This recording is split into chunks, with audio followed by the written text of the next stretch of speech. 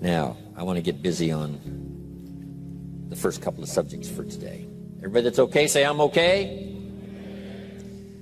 Here's the first subject that I've found so interesting. I want to share it with you. Then I want to talk about personal development, the subject that I started listening to age 25 that revolutionized my whole life, from my mentor, Mr. Earl Schoaf. Here's an interesting subject. Just jot it down now. It's called enlightened self-interest. Enlightened self-interest. It's a fascinating study to study the idea of self-interest. But just make this note, all of us, have self-interest. The key is for it to be enlightened so that everybody wins and no one loses. Our first interest is to survive. What does it take to survive? Our second interest is to succeed. What does it take to succeed? What does it take for me personally to survive and to succeed? Can I legitimately be interested enough in the things that help me both succeed and survive? And here's what I discovered. The answer is yes. It's possible to exercise self-interest, but to do it in such a way that no one loses, everyone benefits. Key phrase. Life was not designed to give us what we need. Life was designed to give us what we deserve. We do not reap a harvest in the fall because we need it. We reap a harvest in the fall because we deserve it. Not necessarily from a moral standpoint. Of course, there are some moral laws as well, spiritual and moral laws. But just the basic laws that simply say if you wish to reap, you must plant. So jot this down. Reaping is reserved for the planters. And the reason they reap is because they deserve it. They're the planters. They deserve to reap. Interesting Bible phrase that says, if you keep knocking, you'll find open doors. Good phrase to jot down. If you keep knocking, you'll find open doors. Doors of opportunity. Doors of a chance to meet someone. Doors open for association. Doors open to find someone special. Doors open to find a unique business colleague. If you keep knocking, the phrase says, doors of opportunity are open to those who continually knock. So we don't find open doors of opportunity because we need them. We find them because we deserve them. Only those who knock deserve to find an open door. But the promise is, if you continually knock, you'll find doors of opportunity. It says, if you search, you will find. So make the note, it's good. Finding is reserved for the searchers because they deserve it. Now, at first they may have needed it, but they now know that just needing it is not sufficient. But if they need it, now they must qualify for it. The reason why you're going to be blessed with good ideas this weekend is because you've come searching. You've gotten on an airplane to come searching. Got in your automobile to come searching. You got here searching. Now you're ready to receive. And for those who search, they will find answers. They will find plans, imagination to stir yourself into action for future benefit. So if you search, to find a good idea, you must go looking, go searching. You've got to go to church. You've got to go to class. You've got to go to the seminar. You've got to go to the library. You've got to go to the books if you wish to find. Rarely does a good idea interrupt you. Rarely. But if you will search, you will find. So we get not what we need, but we get what we deserve. It says if you ask, someone has an answer. If you keep asking, the answers belong to you, because by virtue of asking, you have qualified. So we don't get what we need, we get what we deserve. The mother on welfare should be taught in some small manner that hopefully she can begin deserving the welfare check. Not getting it because she needs it, but now starting to get it because she deserves it. If the welfare worker says to Mary, Mary, I brought a bucket of paint and a paintbrush, and the next time I come, if the door is painted and the fence here in front is painted, I give you the check for $450. Not that painting the door and painting the fence is worth $450. It's not worth that much, but it is the beginning of the process. So make that note. I want to begin the process of deserving. What would that be? What process should I begin engaging in to deserve good health, to deserve a good relationship, to deserve prosperity, to deserve an enterprise, to deserve the opportunity to build a city? What must I do to begin the process of deserving? So now the welfare worker comes back and the door is painted and the fence is painted, and now Mary gets the $450 to help take care of her children, not because she needs it, but because she's beginning to deserve it. Then the welfare worker thinks of some other project. She said, Mary, if these weeds are gone and this little garden is cultivated, when I come back, now that the door is painted and the fence is painted, if the weeds are gone and this little garden is cultivated, you get the $450. And step by step, a new life is emerging, learning the process of deserving it, not just needing it. We teach our children at home, right? Child says, I need $10. So that language doesn't work here. There's plenty of money here, and the vaults are full. But to say I need $10 is not how you open the vault. So the child says what? Wow, how can I get that $10 that I need? So here's what they learn to say. How could I earn $10? Now the vault opens up. Now the money starts to flow. How could I earn $10? What could I do to earn the money? Not to get the money because you need it. Maybe you need the money. That's, all of us have needs. But here the key is to figure out how to open the vault, how to open the bank, how to open this unbelievable flow of resources to come our way. And here's the key: to deserve it, not to need it. You can't walk out to the field and say to the field, I need a crop. Here's what the field says. Here's what the ground says. Who is this clown that brings me his need but brings me no seed? So jot that down. Take your seed to the marketplace, not your need. Don't disclose your need to the marketplace, only your willingness. We'll talk about that a little later today. Because the marketplace is not interested in your need, but they are interested in your seed. They're interested in your willingness to work. They're interested in your disciplines. They're interested in your eagerness. They're interested in your vitality and your work ethic. That's what the marketplace is interested in. Not your need, but your seed. Okay. We get what we deserve. Old Testament God says, if you'll move toward me, I'll move toward you. See, that's how you get those occasions to meet God.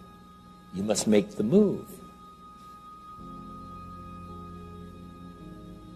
God could say, you don't move, I don't move.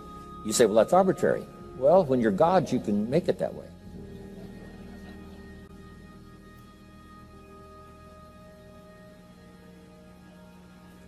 So, the law says if you wish to receive. Now let's talk about enlightened self-interest. If you wish to receive. And we would call the wish to receive self-interest. But if it's enlightened self-interest, here's what it says. I understand that in order to receive, I must give. Receiving is reserved for those who give. Receiving is not reserved for those who need it. It's reserved for those who deserve it. We deserve the receiving by giving. In fact, there's an extraordinary phrase in this little context, and here's what it says. It's better to give than it is to receive. Now, the uneducated person would find that difficult to ponder. Why would it be better to give than it is to receive? So let me give you one of the better phrases for the day. Here it is. Giving starts the receiving process. So of course it's better to give than it is to receive. How much receiving do you wish? You must start the giving process. For me to receive my additional fortunes for the future, not necessarily for the money, because I don't need the money. I take the money, but I don't need the money. But here's what I do need: for someone to say a year from now, 5 years from now, Mr. Rohn, that seminar helped to change my life. And for whatever reason, I was brought here to this place for this time. And later someone says that. See, to receive that kind of thanks, it's unbelievable. Here's what you cannot buy: that kind of thanks. You can't buy it with money. You have to earn it.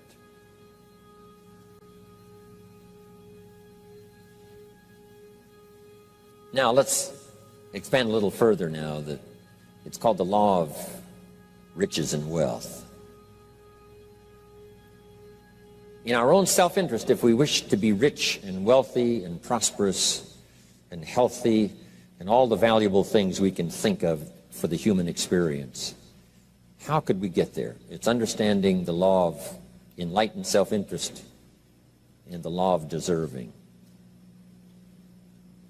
The question was asked in the Bible, how can we be great? What is the key to greatness? Great wealth, great return, great accolades, trophies to put on the mantle above the fireplace. How can we get great respect, great riches, great abundance for ourselves? How can we get that? And the answer was given, and here was the answer: find a way to serve. Find a way to serve the many. So I paraphrase it to read this: service to many leads to greatness. Service to many leads to greatness. Someone says, well, about the best I can do is take care of myself. That's okay. Self-care, has its own reward, but it's very limited. Somebody says, I can't be worried about other people's problems. I got enough problems of my own. That's okay. Self-defense is okay. Self-preservation is okay, but it has a very limited reward.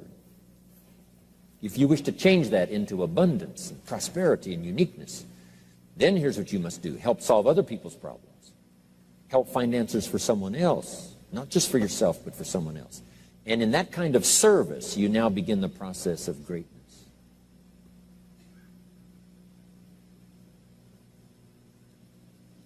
Someone asked the question, how can I be ruler over many? How could I manage a lot of people? How could I be the leader of a vast movement or enterprise? Here was the answer: nothing wrong with that wish. We call that self-interest of the highest kind. Wishing to be the manager, the ruler, wishing to be presiding over many people. Here was the answer: be faithful when the amounts are small.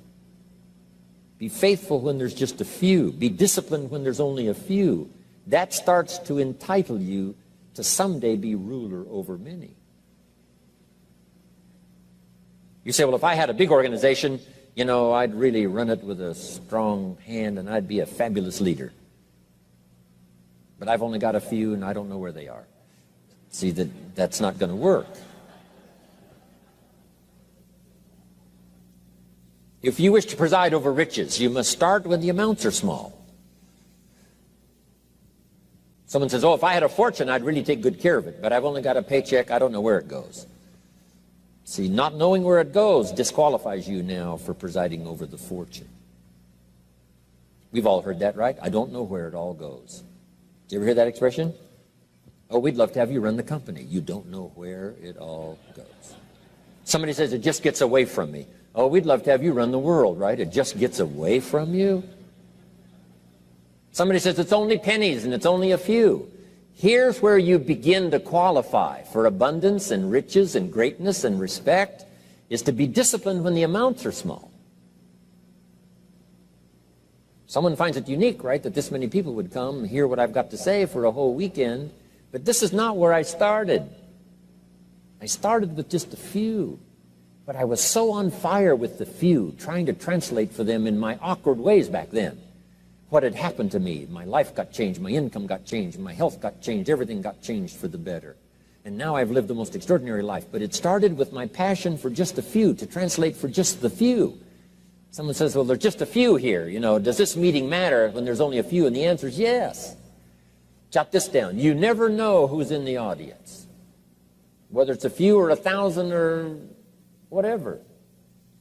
But you got to be faithful when there's just a few. Tell your story when there's just a few. Be just as passionate about ideas that can change someone's life when there's just a few. Now you begin. You're not fully qualified, but you begin the qualification to someday speak to many. Someday preside over a vast crowd. Someday be the manager or the leader of millions. It starts in those early days to deserve it. Now, jot this down. Also give yourself a chance to change. Some things I held on to that I thought this was it, this was it. I'm telling you, after a while I gave it up, found out it wasn't it. So give yourself a chance to change. Refine your philosophy. Refine your direction. If you'll give yourself a chance to do that, here's what will happen down the road a ways. A new door will open that you haven't discovered before. Give yourself a chance to change. Reevaluate.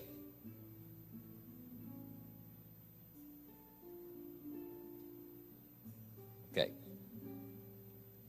So let your library be a testimonial of your dedicated interest in accelerated personal development, that you will read whatever you have to read, you will hear whatever you must hear, and you will watch and see whatever you must see in order to make your life refined and worthwhile and achieve all of your purposes.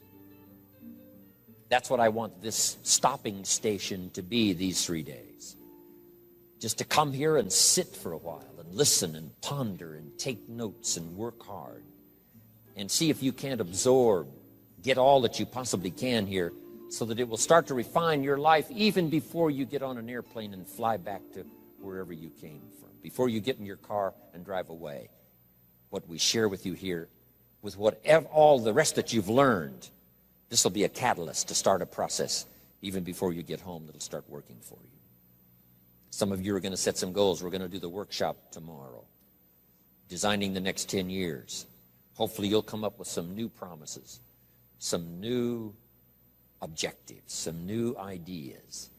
And by the time we're finished here, these 2-3 days, I'm telling you, you'll see yourself able to accomplish 2 times, 3 times, 5 times more than you ever thought was possible, which will make this cost of this seminar a small price to pay.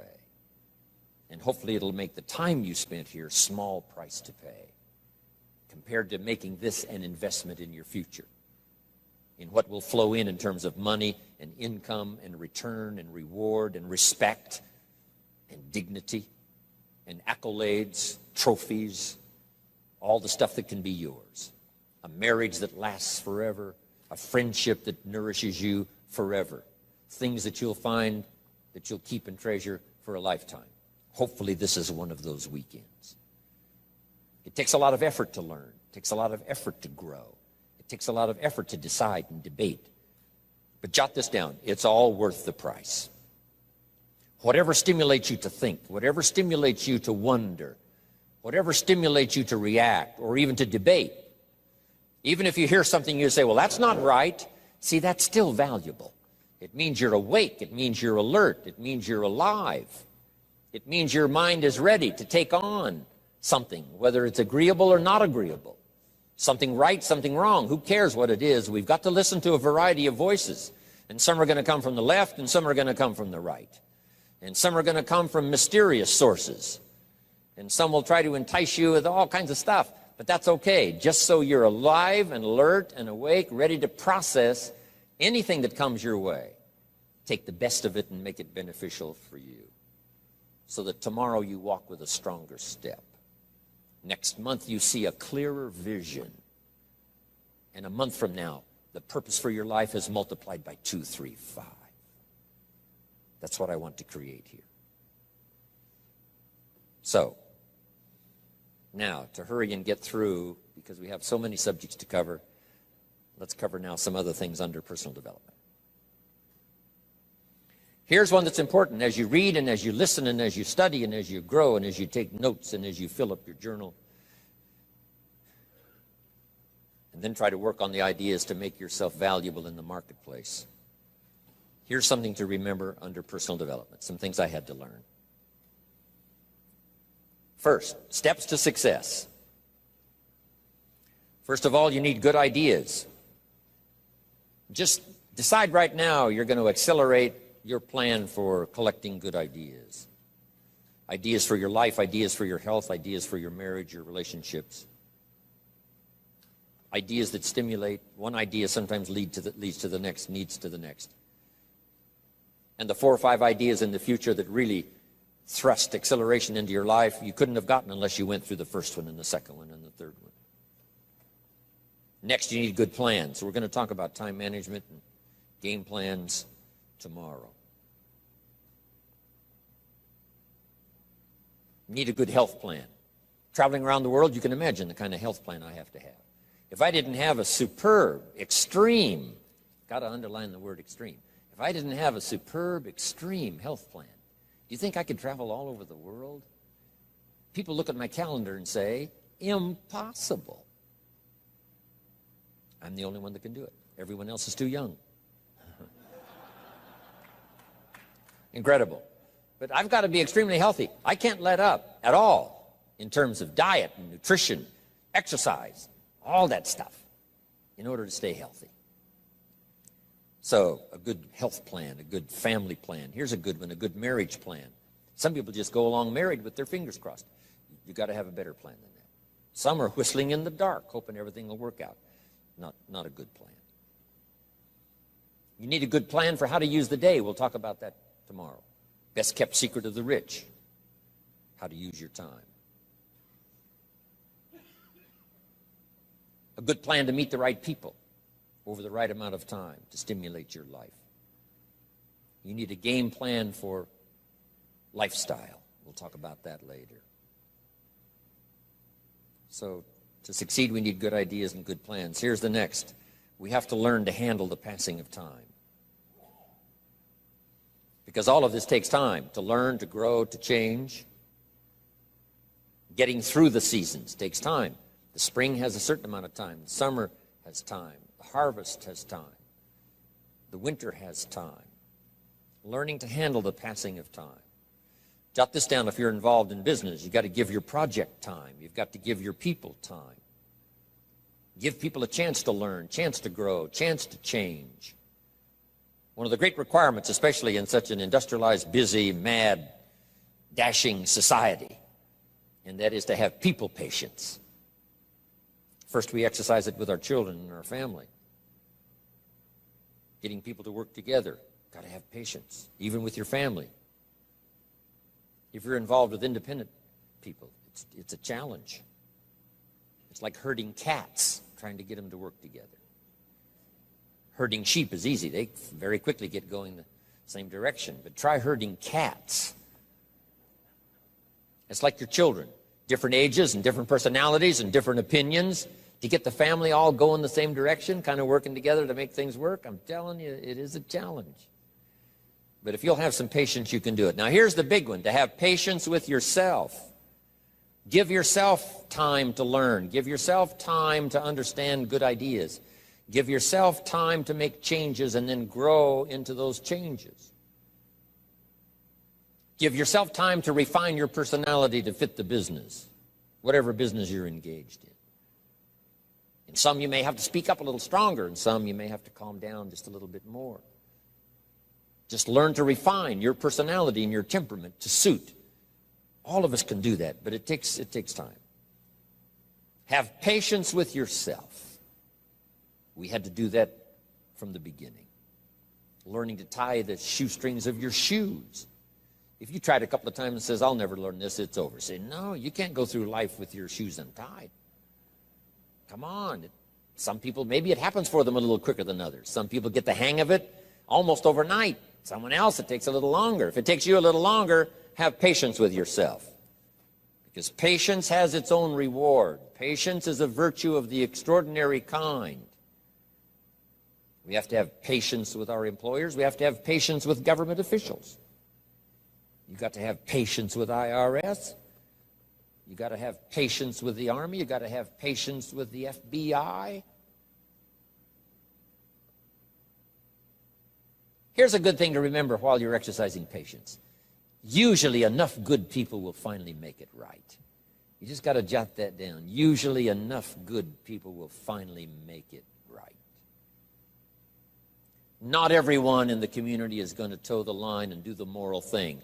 But let me tell you what, most will. That's how we create a society that we can live in. Most will.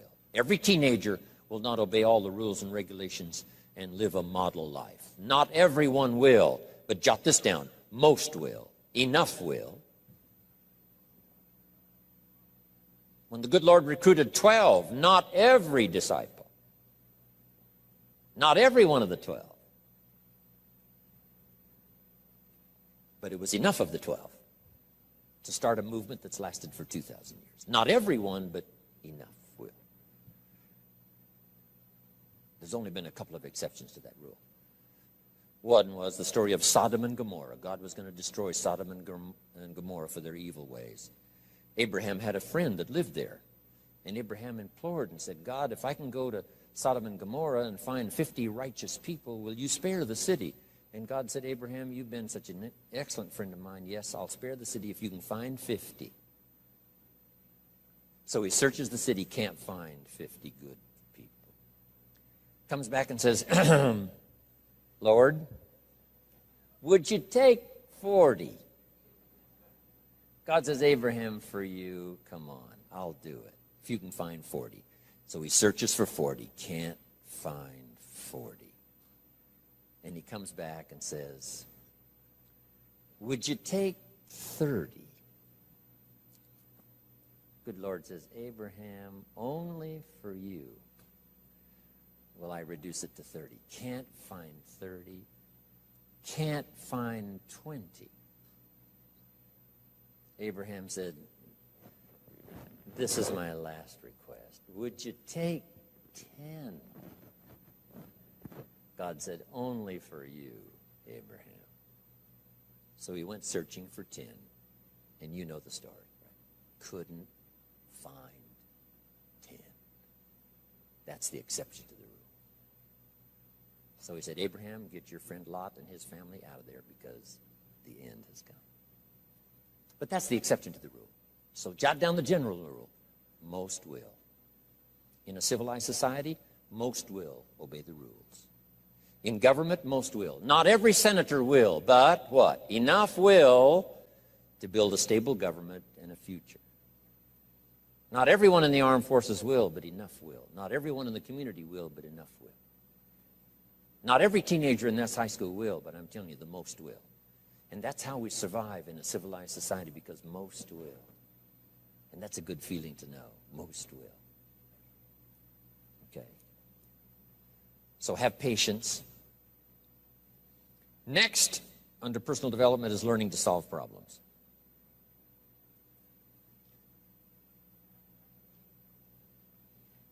By the way, having patience with the seasons takes time to develop the crop. You can't plant the seed, dig around it in a few days saying, where is it, where is it? And you can't really help. All you can do is nourish. Some people plant in the spring, leave in the summer. Just haven't got the patience to last. So next comes solving problems. Business problems, family problems, personal problems, financial problems, emotional problems. There's all kinds. Here's a good idea I found in solving problems. Every once in a while you've got to, I haven't got it here, but I can just describe it for you. Take a piece of paper, put a line down the center of the paper, and on the left side describe the problem. So just jot that down. A piece of paper in half, on the left side describe the problem. Sometimes it's a good idea to take a problem out of your head and put it on paper. We'll talk a little bit more tomorrow about how to think on paper. This is one of the ways to think on paper. Our mind usually is too busy sometimes to sort things out. So if you take it out of your mind, put it on paper, what is the problem? And you just describe to the best of your ability what the problem is. And then ask this question, is that all of it? Because if you're going to prescribe something for the problem, you need to know what all of it is. When you've got it all listed, on the other side now of the paper is called answers and solutions. The problem on one side, answers and solutions on the other side. And now let me give you 3 questions. 3 questions that can help solve most any problem. Here are those questions. Number 1, What could I do? So just jot that down. What could I do? Then you start developing what we call working papers. And the working papers consist of making a list of the things you could do to solve this problem. Number one, and you say, well, number one would take too long. I can see that right now. Let's go to number two. Maybe that's the answer. Number three, no, that isn't it. And let's say you've got several points now and you've done your best to try to solve the problem yourself and you can't solve it yourself. Here's the second question. What could I read? Maybe somebody spent a lifetime researching the problem you've got, and they've got some excellent answers from a lifetime of research. Maybe in your own journal you've taken notes before on something. You say, hey, I remember a class I took. Seems like there were some answers there, so you go back, do a little research. So under number two is research. And if you search, what? You will find. If you research, you will find. Search and research.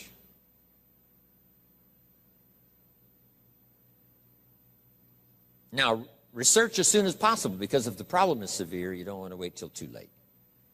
My friend Kenny comes to me and says, he just lost a beautiful lady, fabulous lady. They got a divorce. She was really something.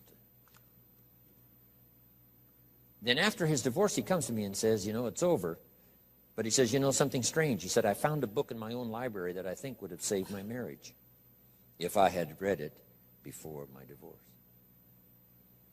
And it was a book entitled How to Live with Another Person. He said, I should have read that book a long time ago.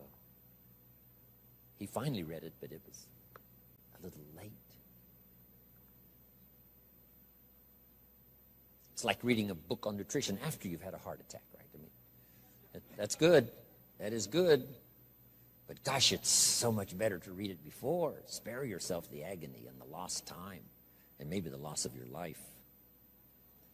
Now, if you tried to solve it yourself and you can't solve it and you've researched and it doesn't seem like you've got the answer, here's number three. The third question is, who could I ask? Is there someone around me that might have the answer to my problem? Now, under that, put this. Don't ask first now. Try to solve it yourself. Develop some working papers. What you think you might do, that still isn't it. Here's some books I've read. This guy's crazy. This guy, no answers, haven't got it. Now I ask. But if you now can show your working papers to who you ask, you can't believe how swift the answer will come. All of us have heard this, but let's remind ourselves one more time and put it in your notes. We all love to help people who, first of all, try to help themselves. Back to the philosophy of deserve. I've tried to work it out, haven't got the answer. Maybe you can help me. Somebody is very willing to help you if they know you've tried first to help yourself. It works that way with our children, right? My daughter Linda, before she got married, used to travel a lot. She comes to me and said, Daddy, I'm headed for Thailand. I said, wonderful. She said, I've saved up my money. I said, fantastic. She said, I've got $1,000. I said, wonderful. She said, the kids wanted to go here, wanted to go there. I didn't go. They wanted to buy this, wanted to buy that. I didn't buy. I got my money put aside, $1,000. I said, Linda, unbelievable. You must be my daughter. That's fantastic. Now she said, to make the trip, I only need a couple of thousand more. An easy 2,000, right? But she knew she couldn't get the whole 3. But she knew that if she worked hard to the best of her ability and put that first 1,000 together, the next 2 was easy, right? Okay. So, develop your working papers. Do your best to solve problems. Here's why you try to solve it on your own first. You need the mental and emotional muscle. You need the discipline. If you just quickly go to the answer, somebody that's got it, now you're not developing the muscle. You're not developing the discipline to solve your own problems, because there may come a day when there's no one else to ask. So you need the rhythm of learning, the rhythm of trying, the rhythm of seeing if you can do it first to build the emotional, mental muscle.